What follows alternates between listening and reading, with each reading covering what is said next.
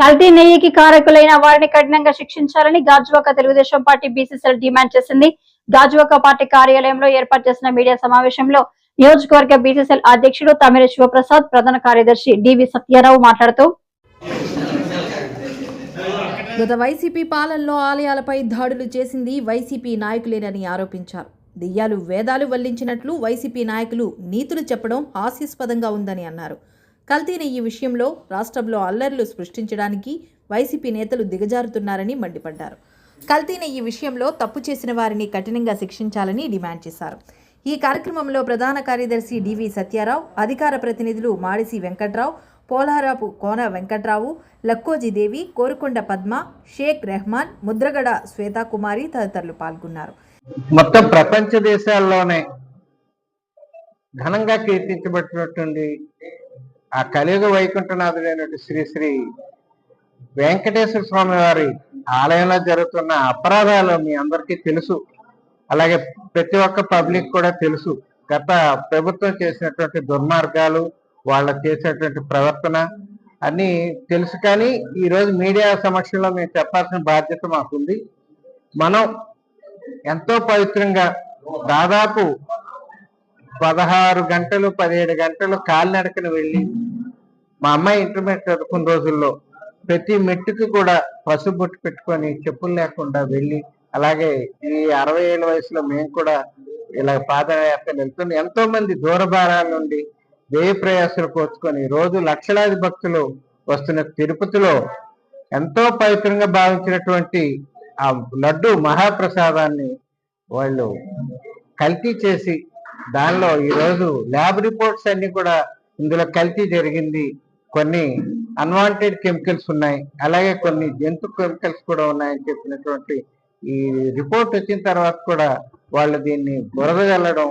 ప్రత్యేకంగా కౌన్సిల్లో ఒక తమాషా ఏంటంటే, కౌన్సిల్లో మన బొత్స సత్యబాబు గారు అలా మాట కొద్ది క్లారిటీ ఉండదు కానీ నిజం చెప్పారు. చిన్న చిన్న దొంగలు పట్టుకుంటున్నారు, గజ దొంగలు పట్టుకోండి. ఆ గజ దొంగ ఎవరో జగన్మోహన్ రెడ్డి అని మీరే ఒప్పుకున్నట్టుకున్నారు. త్వరలో ఆ గజ దొంగ పాపం కూడా పండుతుంది.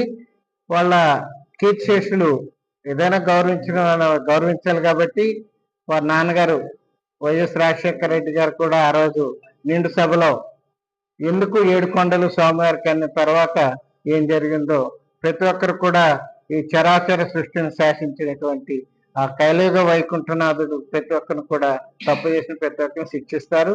ఇలాగా భక్తులకు మనోభావాలతో ఆడుకోవద్దని చెప్పి జగన్మోహన్ రెడ్డి గారు చెప్తున్నాం. అలాగే మన అసెంబ్లీకి వెళ్ళరు, కౌన్సిల్కి వెళ్తారు. కౌన్సిల్కి వెళ్ళినప్పుడు ఈ షూస్ అవి వేసుకొని వెంకటేశ్వర స్వామి తాలుగా ఫొటోస్ పెట్టుకొని ప్రదర్శించేసి అది అయిపోయిన తర్వాత పక్కన పడేసి ఏమి మెసేజ్ ఇస్తున్నారు భక్తులకి అని అడుగుతున్నారు. అలాగే పరకామణి సేవకు వెళ్తుంటారు. మా రాజుగారు కూడా పరకామణి సేవకు వెళ్ళారు. ఒక లుంగి కట్టుకొని చిన్న టవల్ వేసుకొని వెళ్తారు. అటువంటి పరకామణి సేవలో కూడా వీళ్ళ అస్త్రం లేకుండా అదొక చిన్న దొంగతనం అని చెప్పినటువంటి జగన్మోహన్ రెడ్డి గారి తీరుని ఖండిస్తున్నాం. గత ప్రభుత్వం అలాగే వైవి సుబ్బారెడ్డి కావచ్చు, ఈలోపు వీళ్ళు చేసిన పాపానికి పాపం నికార్సైన ఐఏఎస్లు అందరూ బయలవుతున్నారు. దీని తక్షణమే పార్టీ తరఫున గాజువాక బీసీ విభాగం తరఫున ఖండిస్తున్నాం. ఇప్పుడు ముందుగా ప్రింట్ అండ్ ఎలక్ట్రానిక్ మీడియా సోదరులందరూ కూడా పేరు పేరు నమస్కారం. ఇక్కడికి వచ్చేసినటువంటి బీసీ సోదరులందరూ కూడా, మహిళా విభాగ సోదరులు కూడా నమస్కారం.